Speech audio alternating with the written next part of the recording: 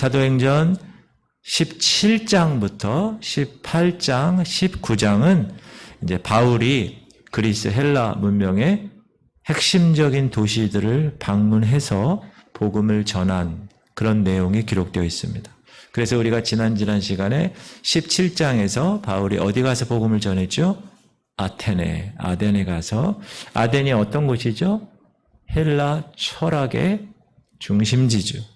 그리고 18장에는 고린도에서 복음을 전했습니다. 고린도는 헬라의 무역과 상업의 중심지, 그런 도시입니다.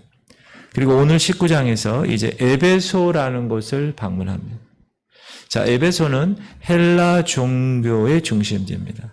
다시 얘기해서 17장, 18장, 19장을 통해서 바울은 헬라 문화의 중심지, 헬라 상업의 중심지, 헬라 종교의 중심지를 돌면서 복음을 전한 것입니다.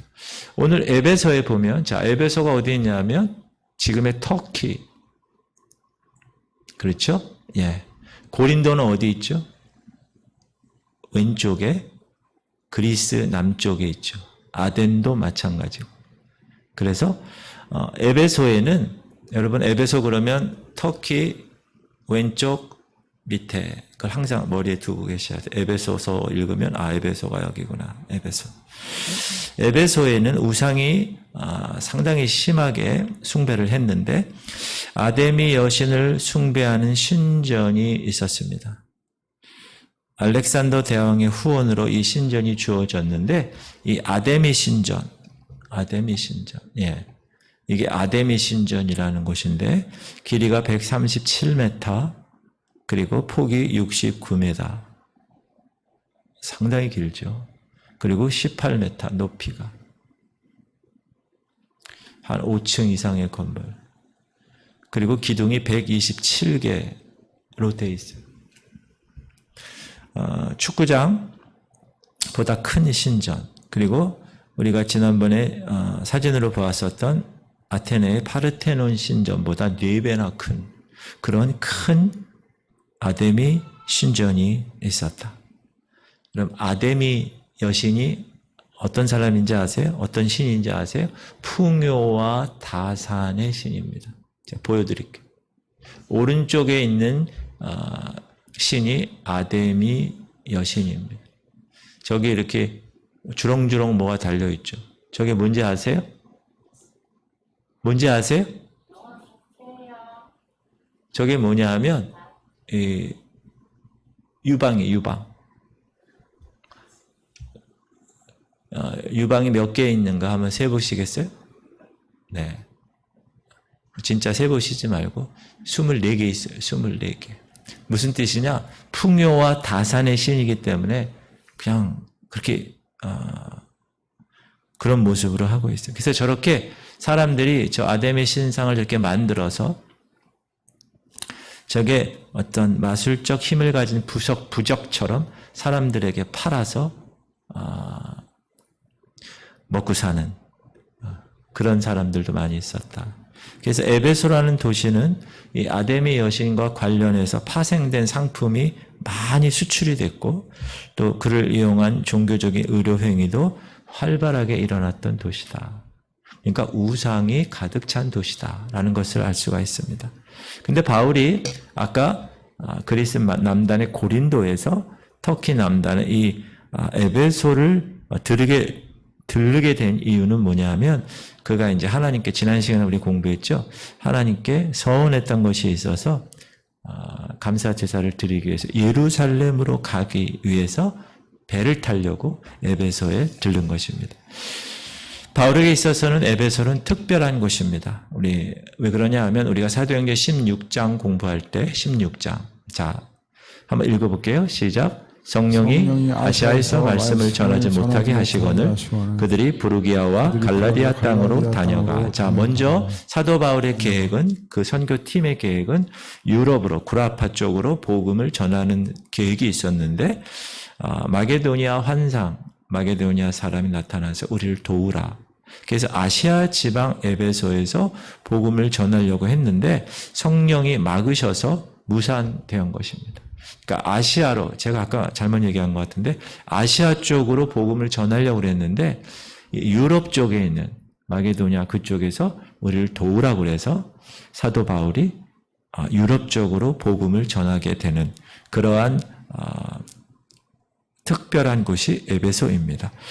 그래서 바울은 그곳에 성령께서 막으셔서 무산되었던 그곳에 다시 오게 되고 사람들도 오래 있기를 원했습니다. 21절 시작. 작별하여 이르되 만일 하나님의 뜻이면 너희에게 돌아오리라 하고 배를 타고 에베소를 떠나 서원 제사를 예루살렘에서 드려야 되기 때문에 에베소에서 더 머물 수가 없었죠. 그래서 하나님이 막으시면 올 수 없다는 것을 이미 경험한 바울은, 그렇죠? 그가 아시아 쪽에서, 소아시아 쪽에서 복음을 전하려고 했는데 하나님의 뜻이 마게도냐 쪽으로 가라고 그러는 것을 경험했기 때문에 바울이 이렇게 얘기하는 거예요. 하나님의 뜻이면 내가 다시 오리라. 그렇게 얘기하고 브리스길라와 아굴라 부부를 에베소에 남겨두고 떠나게 됩니다. 그리고 바울이 이제 이렇게 예루살렘에 가서 서원 제사를 드리고 바울을 파송했던 안디옥을 거쳐서, 원래 안디옥 교회에서 파송됐잖아요. 바나바와 바울을. 그리고 다시 에베소로 돌아오는 그동안에 누가 있었느냐? 어떤 사람이 쫙 나타났느냐? 아볼로라는 사람이 에베소를 방문하게 됩니다. 그 24절과 25절에서 아볼로를 이렇게 소개하고 있는데 시작. 알렉산드리아에서는 아볼로라 하는 유대인이 에베소에 이르니 이 사람은 언변이 좋고 성경에 능통한 자라. 그가 일찍이 주의 도를 배워 열심으로 예수에 관한 것을 자세히 말하며 가르치나 요한의 세례만 따름이라. 아볼로는 알렉산드리아 출신의 유대인이었다. 여러분, 알렉산드리아 그러면 아프리카 대륙의 맨 위를 얘기합니다. 지중해랑 같이 있는. 그래서 지중해를 끼고 이 프랑스와 이 로마, 이태리와 그다음에 그리스와 터키와 이 중동 지역과 그다음에 북아프리카 쪽, 이쪽이 다 유럽 같은 곳이에요. 지역은 아프리카이지만. 그래서 알렉산드리아가 어디 있냐 하면 이집트 저 위쪽에 있습니다. 지중해 쪽에. 그래서 구분상으로는 이집트에 있지만 거의 유럽 같은 지중해성 기후에 있기 때문에 상당히 예전부터 중요한 중심 도시였다. 특별히 이집트의 정치적으로 학문적으로 중심적인 도시였다. 그리고 여기서 이 알렉산드리아에서 좋은 것은 뭐냐면 기억해야 되는 것은 BC 300년경에 알렉산드리아에서 유대인 학자들이 70명이 모여서 구약의 성경이 어느 나라 말로 돼 있죠? 히브리 말로 돼 있는 성경을 어느 말로 번역을 했냐? 헬라어로 번역을 했어요. 그 당시에 공용어가 헬라였기 때문에. 그래서 이렇게 70명이 모여서 구약의 히브리 성경을 똑같은 구약을 헬라어로 번역한 그 성경을 70인 사람들이 번역했다고 해서 70인역이라고 합니다. 셉토아진트 그래서. 그리고 이 알렉산드리아에서는 구약 성경만이 아니라 당시 여러 지역의 책들이 상당히 문화 도시죠. 교육 도시고 헬라어로 번역하고 연구하는 학문적인 도시가 알렉산드리아라는 도시예요. 그러니까 이게 학문적으로 유명하니까 그 도시에 뭐가 있었냐면 도서관이 있어요. 그 당시. 근데 그 당시 도서관이 책이 몇 권이나 있을까? 아마 지금도 웬만한 도서관은 이렇게 많지 않을 텐데 70만 권의 헬라어 원전이 있었다고 해요. 그 당시에. 대단한 도시죠. 그러다 보니까 이 알렉산드리아에는 누가 많았는가? 유대인의 학자들이 많았습니다. 그런데 그 중에 오늘 아볼로라는 사람이 언변이 좋고 성경에 능통했다라고 얘기합니다. 아주 말을 잘하고 성경에 능통했다. 교육받은 율법학자고 탁월한 설교가였다라는 것. 그런데 오늘 본문 말씀을 보니까 좀 납득이 되지 않는 것이 있는데 예수에 관한 것을 자세히 말하며 가르쳤다. 그런데 세례 요한의 세례만 알았다. 이렇게 기록하고 있는 거예요. 자, 요한의 세례를 보면 아볼로는 예수에 관한 것에 대해서 가르쳤다. About Jesus. 예수님에 관한 것. 그런데 중요한 건 정작 예수님을 몰랐다는. 성도님들, 이게 가능한가요? 이게 어떻게 가능합니까? 자, 19장에는 바울이 예루살렘을 거쳐서 다시 에베소로 왔을 때 몇몇 사람들을 만난 이야기가 있습니다. 시작. 아볼로가 고린도에 있을 때 바울이 윗지방으로 다녀 에베소에 와서 어떤 제자들을 만나 이르되 너희가 믿을 때 성령을 받았느냐? 이르되 아니라 우리는 성령이 계심도 듣지 못하였노라. 바울이 이르되 그러면 너희가 무슨 세례를 받았느냐? 대답하되 요한의 세례니라. 여기서 어떤 제자들이라고 말하는 사람이 있다고 그랬죠? 아마 아볼로처럼 요한의 세례만 알고 있었던 사람. 그래서 성경학자들은 이들을 아볼로의 제자들이 아닐까 이렇게 이야기하고 있습니다. 자, 이들은 아볼로와 그의 제자들은 세례 요한을 추종한 사람이었다. 자, 25절 보니까 그가 일찍이 주의 도를 배워 열심으로 예수에 관한 것을 자세히 말하며 가르치나 요한의 세례만 따르니라. 요한의 세례만 알았다.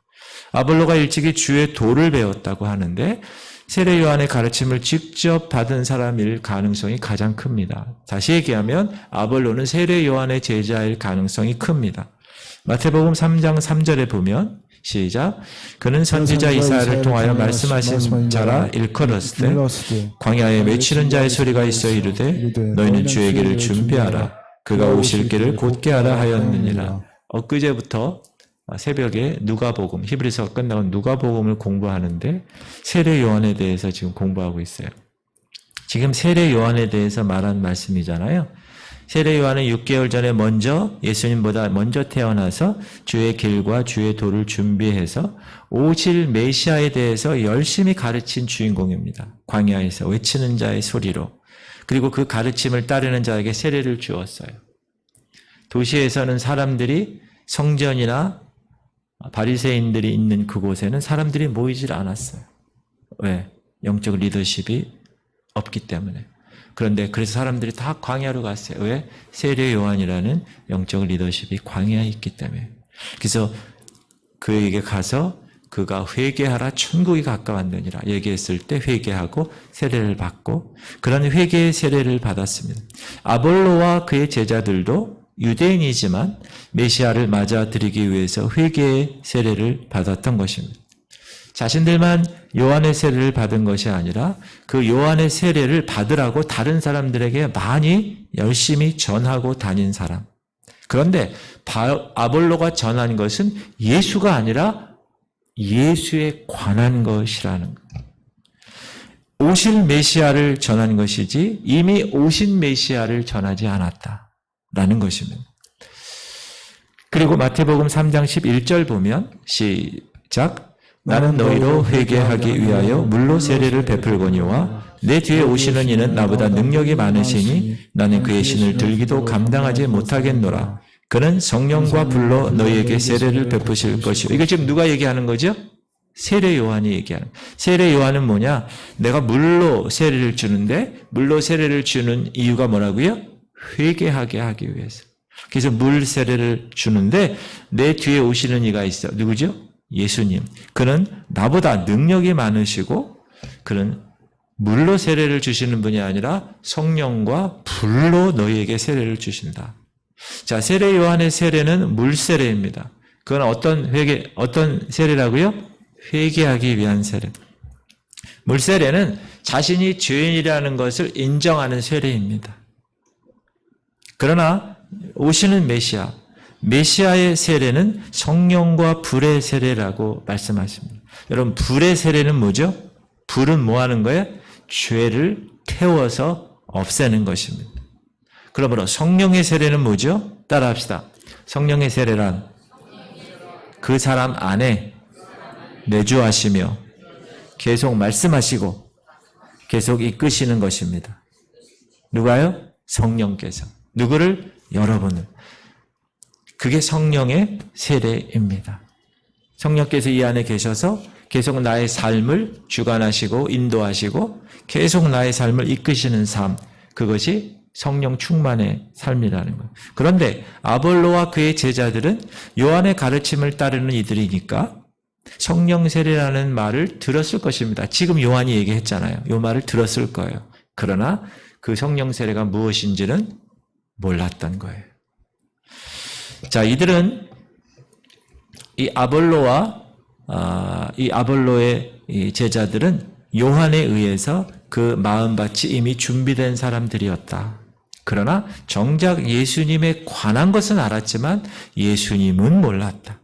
성령 세례라는 말은 들었지만 성령 세례가 무엇인지 구경도 못한 사람이었다.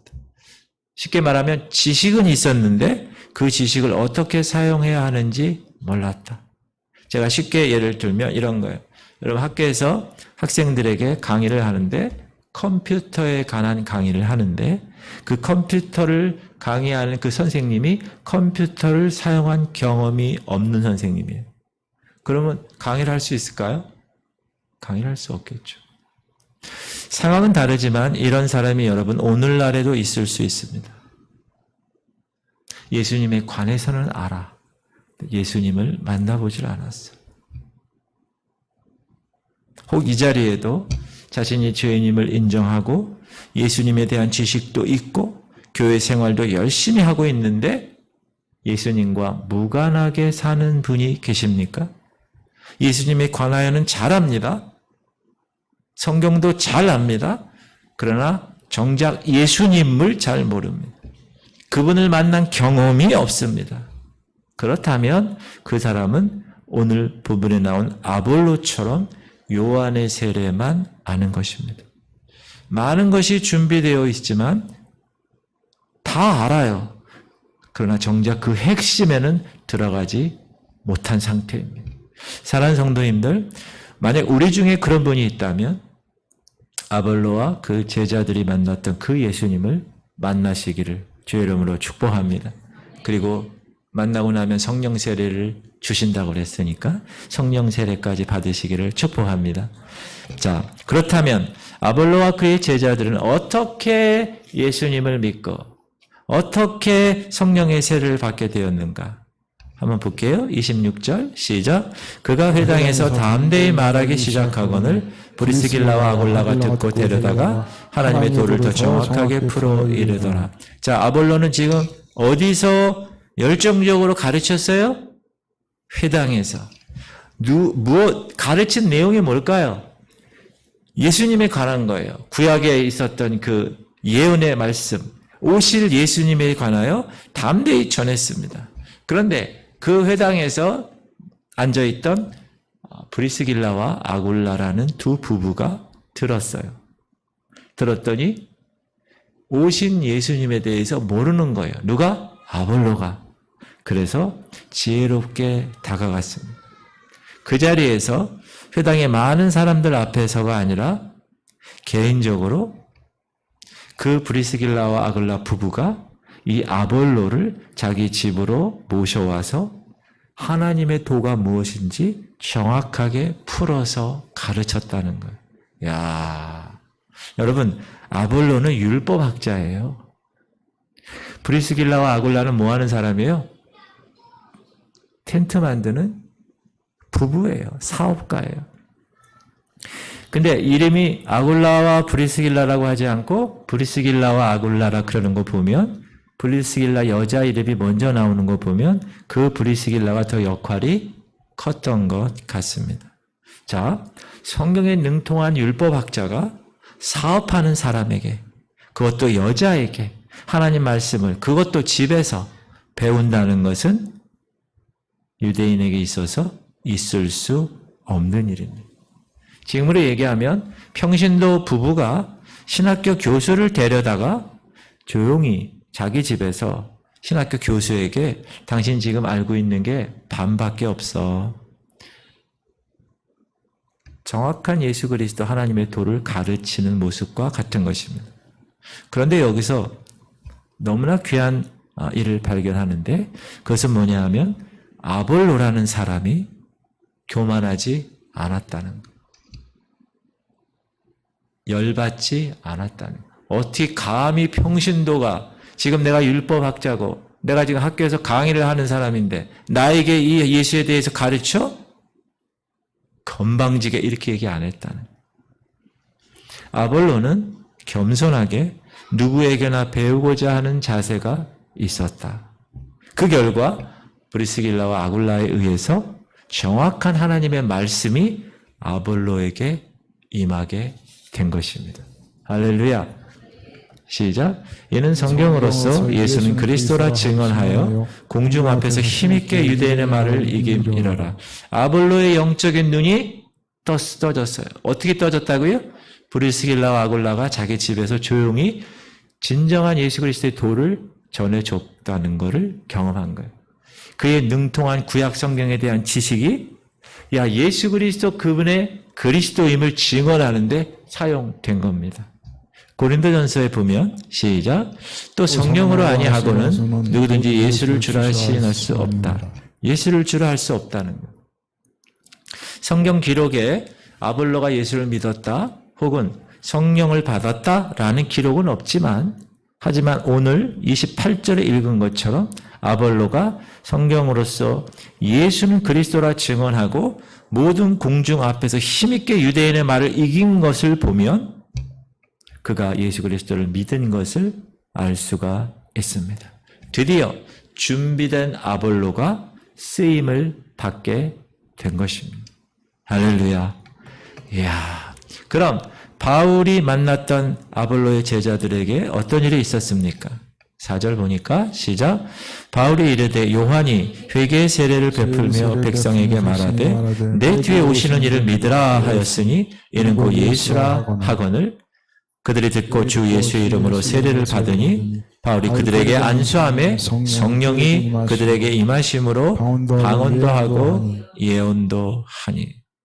바울은 요한이 믿으라고 했던 그 사람이 바로 예수님인 것을 전한 것이에요. 결국 아볼로와 그의 제자들은 어떻게 된 거죠? 예수를 믿었고 세례를 받았고 성령께서 임하는 결과가 나타났다. 여러분, 세례는요, 예수님을 구주와 구세주, Savior, 주님, Lord, 주인으로 내가 믿겠다라는 것을 외적으로 고백하는 거예요. 우리가 세례 예식 하잖아요. 그 세례 예식이 그런 거예요. 이렇게 예수님을 믿음으로 영접한 사람에게 하나님이 선물로 주시는 것이 성령입니다. 성령이 임했을 때 물론 눈에 보이는 은사나 방언이나 예언이 나타날 수 있습니다. 그러나 같은 성령으로 성경에 보면 다른 은사들이 나타날 수 있습니다. 이사야서에 보면 시작. 그의 위에 여호와의 영 곧 지혜와 총명의 영이요 모략과 재능의 영이요 지식과 여호와를 경외하는 영이 강림하시리니. 자, 예수 그리스도 메시아에게 임했던 성령을 얘기하는데 그 성령은 지혜와 총명의 영이고 모략과 재능의 영이고 지식과 여호와를 경외하는 영이라고 했다는 거예요. 우리가 예수 그리스도를 영접할 때 우리에게도 이 성령께서 임하신 거예요. 성령의 씨가 뿌려진 거예요. 그래서 성령이 임하셔서 지혜와 총명으로 우리가 이제 영적인 것이 깨달아지는 삶이 시작된 거예요. 믿습니까? 그러므로 여러분이 항상 영적인 것에 대해서 깨닫는 그러한 일들이 많아지기를 축복합니다. 그리고 성령이 임하면 모략과 재능의 영이 임해서 여러분이 이 일을 처리하는데 아주 잘 처리하는 능력이 있는 거예요. 학교를 안 다녔어도, 잘 몰라도, 가방끈이 짧아도 중요하지 않아요. 성령이 임하시면 깨달음이 깊어지고 일을 잘 처리하는 능력이 있게 되는 거예요. 그리고 지식과 경외함으로 하나님을 더 찬양하고 하나님을 더 깊이 영광 돌릴 수 있는 삶이 되는 거예요. 뭐 하게 되면? 성령이 임하게 되면. 사랑하는 성도님들, 내주하시는 성령님을 따라 우리가 이렇게 살아가게 되면 지금 얘기한 지혜와 총명과 모략과 재능과 지식과 여호와를 경외하는 삶이 우리의 삶에서 열매로 나타나게 됩니다. 성령의 열매. 우리 성령의 열매 한번 외워볼까요? 시작. 오직 성령의 열매는 사랑과 희락과 화평과 오래 참음과 자비와 양성과 충성과 온유와 절제니 이 같은 것을 금지할 법이 없느니라. 사랑하는 성도님들, 예수님은 반드시 이렇게 얘기하셨어요. 열매로 너희를 알리라. 열매가 없으면 가짜입니다. 사과나무는 뭐가 열려요? 사과 열매를 맺게 되어 있어요. 감나무는 감 열매를 맺게 되어 있습니다. 성령의 사람은 성령의 열매를 맺게 되어 있어요. 진짜 그 사람이 성령의 사람이라면 성령의 열매를 맺게 되어 있어요. 그거는 자동으로 열매 맺는 거예요. 여러분, 사과가 자기가 열매 맺히려고 열심히 몸부림치나요? 자동으로 열리게 돼 있어요. 사과나무에서 사과는. 성령으로 충만하면 자동으로 성령의 열매가 맺게 돼 있습니다. 믿으십니까? 그게 성령의 열매를 우리가 맺혀지는 이유가 되는 거예요. 자, 요한의 세례만 알고 있었던 이 아볼로 그리고 그의 제자들은 이제 복음의 말씀을 들었고 믿음으로 그 복음을 예수 그리스도를 영접했고 그 고백으로 공중 모든 사람들에게 세례를 받았고 특별히 안수할 때 성령을 선물로 받게 됩니다. 여러분, 이거는 아볼로의 제자들, 초대교회와 예수 그리스도 제자들에게만 나타나는 현상이 아니라 모든 크리스찬들에게 나타나는 동일한 경험입니다. 이것을 우리는 뭐라고 그래요? 거듭났다라고 그러는 거예요. 그리스도 안에서 새로운 피조물이 되었다는 거예요. 다시 태어난 사람은 어떻게 살아가는 거예요? 이제 이 안에 내주하시는 성령님을 따라서 성령님의 인도함을 받아 살아가게 되는 것입니다. 어떤 사람은 성령님의 인도에 잘 순종해서 성령의 열매를 잘 맺습니다. 그런데 어떤 사람은 과거의 삶의 방식 그대로, 옛 풍습, 옛 습관 그대로 내주하시는 성령님과 자꾸 갈등하면서 부딪히면서 살아갑니다. 그러니까 열매가 맺히겠어요? 안 맺히겠어요? 잘 안 맺히죠. 맺혀도 어떻게 되죠? 열매가 부실합니다. 사랑하는 성도님들, 제가 질문 드립니다. 여러분은 지금 어떻게 영적인 삶을 살아가고 계십니까? 성령 세례를 받으셨습니까? 내주하시는 성령님의 인도함을 잘 받아 여러분 안에서 성령의 열매들이 무룩무룩 잘 익어가고 있습니까? 할렐루야! 그런 성령의 사람들이 되시기를 주의 이름으로 축원합니다. 성령을 선물로 받은 사람들에게 일어나는 변화가 있어요. 그 변화는 두 가지입니다. 하나는 따라합시다. 성품의 변화. 목사님, 성령 받아도 그 사람 성품은 변하지 않더만요. 물론 그럴 수 있습니다. 그러나 진짜로 성령을 받으면 성품이 변합니다. 어떻게 변해요? 그렇지요. 사랑과 희락과 화평과 오래 참음과 자비와 양성과 충성과 온유와 절제의 성품으로 변합니다. 이 성품이 누구의 성품이에요? 예수님의 성품이에요. 맞아요. 그러니까 성령 받은 사람은 어떤 사람이 되는 거예요? 예수님을 닮은 사람이 되는 거예요. 할렐루야. 네. 여러분, 예수님을 닮은 사람입니까? 그렇게 열매 맺혀지고 있어요? 또 다른 방향이 있습니다. 성령 받은 사람에게 일어나는 방향, 또 다른 방향. 첫 번째 방향은 뭐라고요? 성품이 변화되는 것. 두 번째는 뭐라고요? 주님 나라를 위한 일꾼으로 쓰임 받는 거예요. 할렐루야. 시작. 아버지께서 나를 세상에 보내신 것 같이 나도 그들을 세상에 보내었고. 세상에 여러분을, 저를 주를 위한 일꾼으로 보내는 겁니다. 성령 받은 사람은 사명을 받은 사람이에요.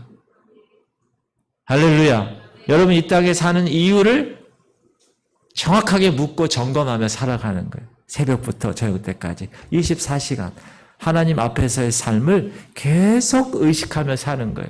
신전의식, in front of God, 하나님 앞에서의 삶, 코람데오의 삶입니다. 이렇게 아볼로가 성령 세례까지 받고 나니까 변화되었는데 아볼로가 이후에 어떻게 살았는가? 27절 보니까 아볼로가 아가야로 건너가고자 하므로 형제들이 그를 격려하며 제자들에게 편지를 써 영접하라 하였더니 그가 감에 은혜로 말미암아 믿은 사람들에게 많은 유익을 주니. 이 아가야는 고린도가 있는 지방 이름이에요. 아가야. 아가야 이런 얘기가 아니라 지명 이름이에요. 지명 이름.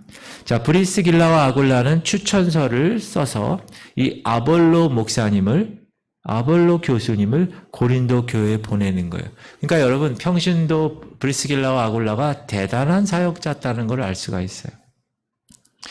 아볼로는 그의 성경적인 지식과 언변이 탁월했다고 그랬죠. 그래서 깨달은 은혜로 고린도 교회에 가서 많은 유익을 주었다는 거예요. 고린도 전서를 보니까 시작. 그런즉 아볼로는 무엇이며 바울은 무엇이냐. 그들은 주께서 각각 주신 대로 너희로 하여금 믿게 한 사역자들이니라. 나는 심었고 아볼로는 물을 주었을 때 오직 하나님께서 자라나게 하셨나니.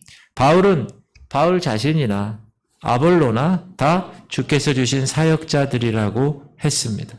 바울은 개척해서 심고 아볼로는 그 심은 그곳에 가서 물을 주는 동역자였다. 그리고 고린도 교회에서 큰 유익을 끼친 주님의 일꾼이었다라는 것입니다. 아볼로가 이제 이후에 어떻게 살았는지 성경은 이야기하지 않습니다. 그러나 디도서의 끝에 보면 잠시 이름만 언급되는데 에베소에서 바울에 의해 성령 받았던 12명의 제자들도 어떤 삶을 살았는지 아볼로의 제자들도 그렇죠? 기록에 남아있지 않습니다. 그러나 이후에 에베소 교회 사역에 중요한 동역자로 쓰임 받았을 것입니다. 왜? 성령으로 거듭났고 하나님의 거룩한 자녀의 사명을 받았으니까. 할렐루야. 오늘 말씀은 아볼로와 그의 제자들을 통해서 성도들 안에서 일어나는 큰 변화의 방향을 우리에게 말씀해 주고 있습니다. 아볼로와 그의 제자들은 요한의 세례에 머물러 있던 사람이었습니다. 그런데 은혜의 자리로 옮겨졌다는 거예요. 정작 은혜를 받지 못했는데 준비는 되어 있었다는 거예요. 거기서 멈춘 상태였다. 사랑하는 성도님들, 혹시 이 자리에 나와서 예배를 드리고 있지만 예수님을 전인격적으로 영접하지 않으신 분이 있다면 아볼로와 같은 상태에 있는 것일 수 있습니다. 여러분, 그런 사람들이 많아요. 교회는 안 다니고 거듭나지는 않았어. 근데 예수님에 대해서 너무나 잘 알아. 제가 전도 이렇게 하다가 이렇게 보면 나 다 알아. 사도신경도 알고 주기도문도 알아. 성경 몇 장도 알아. 근데 지금은 어떻다는 거예요? 지금은 교회도 안 다니고 거듭난 생활도 없이 세상 사람과 똑같이 살아가는 사람으로 살아간다. 그 얘기잖아요.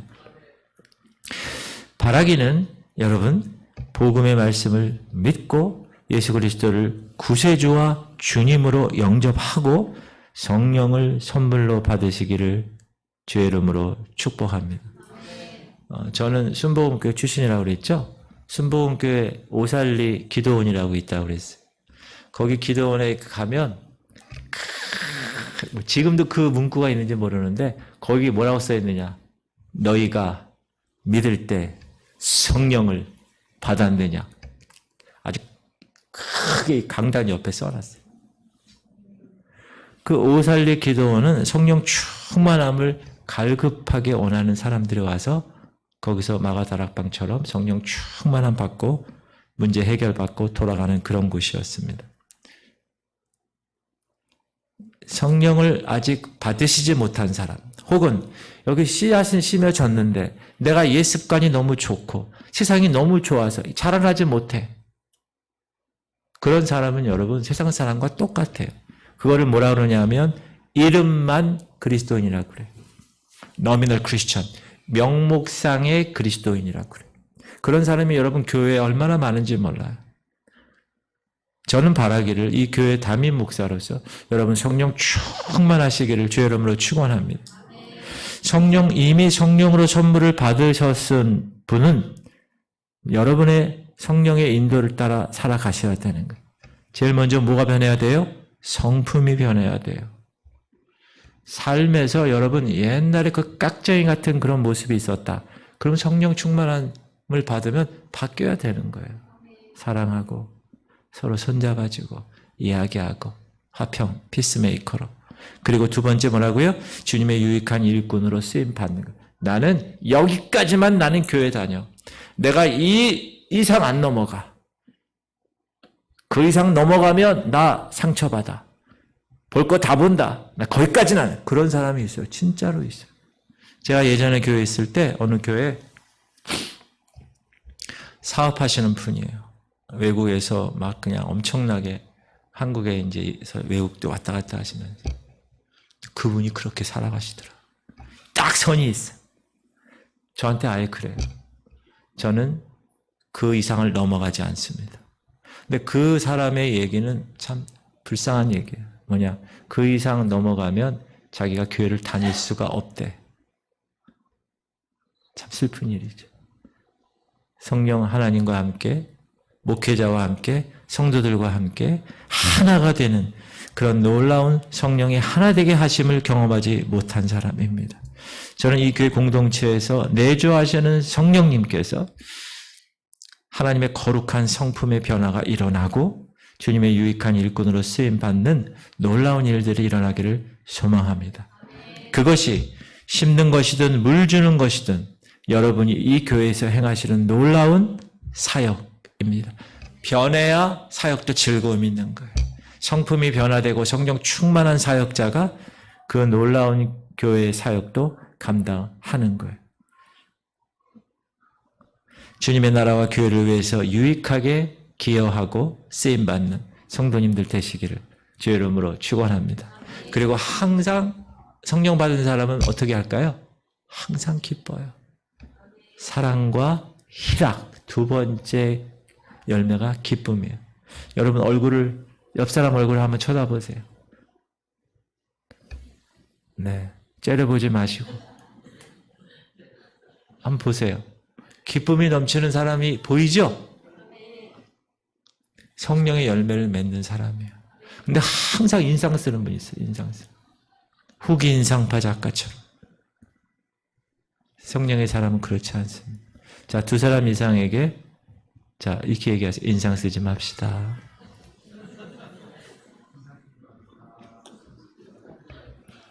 할렐루야. 기도합시다.